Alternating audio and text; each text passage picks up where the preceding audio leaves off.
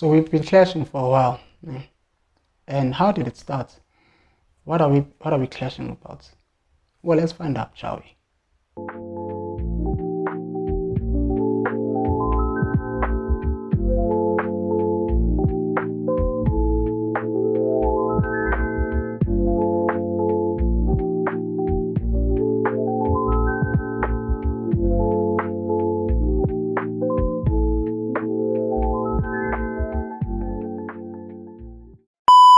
So we start clashing, right? And I can't tell you exactly how it happened, but because I had already had a girlfriend, bengistot man, nami ngigangile ngiyingane ngiyakhula, he would see me emgaqweni with a girl lapho nalapho, sometimes he would see me kissing a girl, fike endlini angithethise, manje would be a big thing. One time he actually caught me not in Pomendlin, but we were in my streets, ngihamba nentombazane, away in the direction that's away from home. And he was approaching home, so he thought there's Pomendlin, and so when I came back home, he shouted at me like, "Why you let him ntombazane?" You thought Pomendlin, Pomendlin, bengiphuma ukuyomhlangabeza. We were taking a walk, stroll elokishini. Okay. So he assumed ukuthi because isiqhamuka ngasekhaya, surely siphuma ekhaya, kanti mina besimlande ngezansi. Look at lo. So sifuna indawo esizojolela kuyona basically because sibancane ngithi siyafihla. So masihamba la elokishini uyitshela ukuthi siphuma ekhaya. So it was a bit of a problem lapho. And then when he started actually ukungithethisa at that point, I'm like, mina in my head I'm like, ungithethisela ini because angiyenzanga lento ucabanga ukuthi ngiyenzile. But then at the time I couldn't tell him directly. I didn't do that because umuntu omdala mayikhuluma, you give them the opportunity and the time to speak. And then wena okwakho is to listen. Mekuthethisa uyakuthethisa, uyaxolisa, uyahamba. If there's anything you don't understand, then you can tell them maybe later on, or tell a friend or whatever. But you couldn't backchat. That's how I was raised. So this misunderstanding starts creating something in me. What have I done wrong here? And then there's this other incident where I think I was in grade 10. Yes, grade 10 or late grade 9. But I think grade 10 exactly because it was a few months. So it was a normal day, actually. It was during the week even. He gets home, we need to talk. Here I go to his room. I'm like, okay, what are we talking about? I have no idea what the information is, what the conversation is going to be like. I don't know anything. I get there, and then he asked me how I'm doing, which was kind of odd at the time because we weren't really on speaking terms for me. So I'm like, why are you asking me how I'm doing? I know you don't care, but anyway. So he says to me, he had a vision, ngami, ukuthi uboniswe ukuthi I should be umthandazi. I don't know if it's umthandazi a prophet, ngesingisi, I'm not sure. But wathi kumele ngibe umthandazi. Ubonisiwe, and he's going to bring someone over to come to me and explain to me and tell me what exactly do I need to do. So in his mind, because he was shown this supposed vision, he had decided that I'm going to do whatever this supposed vision is. He had already decided. He had already made up his mind about it. I don't know. I can't say I know if he was a prophet or not, but I do know ukuthi he lakade sonta khona. Isonta nabantu abaningi aba-gifted, abanama-calling of sorts. So I'm not even going to mention this church, because I don't want to disrespect inkolo zabantu nani. But my experience with this particular religion or this particular church is something that I do not wish for myself, for my kids, or anyone in my family to actually be a part of. So yeah, he tells me about this thing, and I don't think it's serious. I don't take it to heart. I don't take it seriously. I continue with my day. I'm like, it's just a vision. A few days later, kufika abantu endlini, like 2, 3 people. here are these people that I said, we're going to explain to you what this is. You know, what your role has to be in it. They're going to explain everything. Then these people tell me, hi, this is the process. You're going to have to say this prayer every day before you school ends. You're going to have to do this prayer. You're going to have to say this prayer. You're going to have a candle. I think I have 4 or 5 candles that I had to light in the morning before I would do that. And I would have to wake up at 4 a.m. or 3:30 and ngeze cold water. And the reason why I remember I was in grade 10 is because it was summertime. If it wasn't summer, it was winter. If it wasn't winter, it was late autumn. So it was cold. And you can understand how cold it is in the morning. And I had to geza ngamanzi abandayo. They had said those things. They had, you know, but hey, I'm gonna have amabhayi, bhayi langenhla, langezansi, kuzoba khona intambo abazongenzela zona ngifa. It was a really long rope. If I tied it around myself, I think I ingoqa 6 or 7 times. It was a really long rope. Yeah. And so I would have to, you know, do all of that. And then after I do that, I would have to go to school normally, you know. And when they told me this thing, again, I'm like, I have to make a decision, right? At some point, I'm going to have to decide to say, I want to do this or not. No way are they going to force me into doing it. That's my thinking. 4 or 5 days later, maybe a week or so later, then kufika lezi zinto. Lamabhayi, kufika lezi ntambo, homemade, nani, bafika sebezozithandazela lezi zinto lezi. They're going to pray for these things. They're going to pray for the water. They're going to pray for the candles. They write me this prayer down. So this is the prayer that you need to say. You need to memorize it and know it off by heart. I know there's this prayer, blah, blah, blah. To this point, I don't have a choice in the matter. It's something that I have to do. Yeah, I'm being told. I'm being ordered to do it. Okay? Then I start doing this thing. Then I catch a flu, I miss school. We have to do this thing at a mountain. So at this mountain, because I still have to go to school, would leave home around 2 a.m. or 2:30 in the morning. Come back around 4:30, something like that. Then I would have to prepare to go to school.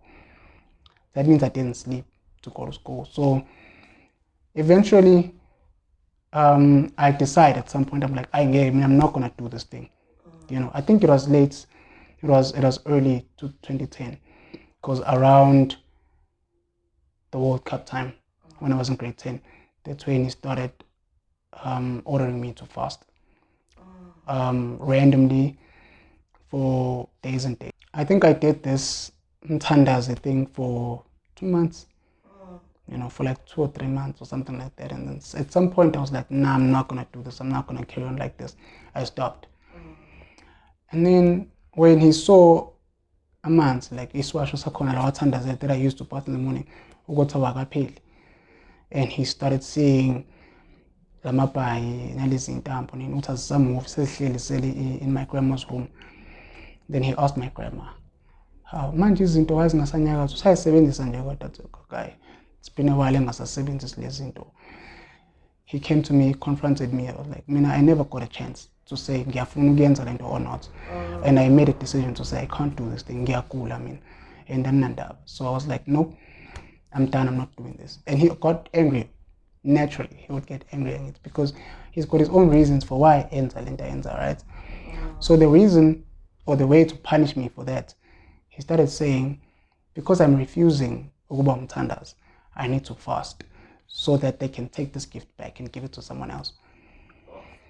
So I found a fast there. The first fast I had to do was 3 days. The first one was 3 days. I was like, oh, okay, sharp, no problem. I'm going to fast for 3 days. Fasted for 3 days. Fast, I can't drink anything eshisai. Like I only had water, literally. That was my diet. That was my diet. For 3 full days, I had water to drink only. And when I felt hungry, I had to pray about my hunger. And that was the belief, you know. So that was my life. And then I think a week or so after that, it was, okay, now you did the 3 days successfully. Now you have to do 7 days. Okay? This is getting tricky, this is getting difficult. I try to do the 7 days, I struggle, I lose a bit of weight, I focus on schooling, you know. After that, I do the 7 days eventually. Like, I'm able to do the 7 days and complete. I think I had about 2 or 3 weeks break after that. That's why I have to do 14 days now. I'm like, I have to stay away from food for 14 days. And Mang was, how am I going to survive drinking water for 14 days? Then he said to me, somehow they're going to give me visions of maybe you can have like you can have like 2 slices of bread, maybe slices of bread are corner now, so it only have to be butter pale on it, nothing else. And maybe later on in the day you can have like a cup of tea with no milk and no sugar, you know, for your strength and stuff like that. And so I tried to do that. I think I was able to do like 5 days or something, and I was attending school at the time. And somewhere along the line, eskoleni, I pass out in at the assembly area. Pass out, you know, and it's a big thing now. What's going on, you know? I couldn't tell my teachers at the time because I'm like, I don't want to piss this person off, you know. And I'm a child, and I'm scared. I don't know what's going on. I don't understand. I ran to my grandma. I'm like, I passed out at school because I was hungry. What can you do about it? She's like, no, just do as you're told, you know. It's not going to be like this forever. 14 days we are pale much. She wasn't a part of the church at all. In fact, she was completely different doctrine. Wasnt at a completely different church. The same church, you know. And I'm not going to mention it again as well. I'm not going to mention any churches. I don't want to speak any churches down. But and we were not doing these things. We're not doing any of these things. So it was confusing for me, Uguti, as the head of the household. You don't put your foot down on the law, you know, in terms of how do we conduct ourselves langly and stuff. Now, local, you are encouraging whatever it is that is happening to me. So then I started feeling a resentment towards her as well as my parents, mind you. So they then decided, you know, I have to continue with this fast. Fast, you know, eventually I'm able to succeed, you know, because now they had gave me a break, so to speak. But every evening around 6 p.m. I can have 2 slices of bread. That was my break. So I would get strength from that type of thing, and I wouldn't do my homework. I would always need to sleep to conserve my energy and conserve my strength for the next day at school. I wouldn't even be able to eat snacks at school. Like, imagine just the next session. I wouldn't be able to have that as well. And then, yeah, eventually I was able to complete the 14 days. And then I think a month went after that. And then this is the last time. And if you finish this one, then you are going to be free from this vision that he had. And then I'm like, what's going on? They're like, 21 days. Yeah, now 14, 21. So it's a 7-day difference. So yeah, it's 21-day fast. And when you are done with this 21-day fast, yeah, then you'll be free from this, you know. And so I tried to do the 21-day fast, and of course I didn't succeed, of course. And I'm still attending school at the time. Then I pass out. Actually, I'm lying. When I had to do the 21-day fast, it was just before we started the June holidays for the year 2010. So in my mind, it's Friday, we close school, right? On that day, I'm leaving to go visit my dad's younger brother because we had connected at some point, you know, after my mom had passed on. So he had said, no, I can come visit him anytime. And we had agreed now, I'm going to go to his house in Mbakashele. Mangifika khona, same day ngifika khona, my grandma calls me. At this point I had a phone. My grandmother calls me, like, hi, what's going on? She's like, whatever you do, by the time it's 12 midnight, namhlanje ebusuku, you can't eat because you have to start a 21-day fast. That's what your uncle said. Okay. You can't eat, you have to start a 21-day fast at 12. That means you have to come back home tomorrow. We're gonna call your father, bamncanami babiza ngobaba. So mfanele baba wakho simtshela ukuthi cela kubuyise because you have to do this. Because he doesn't have parental rights over me. Well, wavuma bangibuyise ekhaya. And I failed, of course, and I failed to do those things. And because I'm Sekhaya now full time, and the holidays got June, I think they're like 3 weeks long or something like that. Yeah, and by the time April my holidays, I still haven't finished my fast. And so that's when I pass out. Yeah, assembly. I think it was on the 4th day. So I was almost done. I pass out. When I pass out, then my teachers come to me. They're like, "This is the second time this is happening to you. This is the second time this is happening to you. We don't like this. We don't like this, and we need to do an intervention on this." What intervention that was? Let's find out on the next one. I'll see you.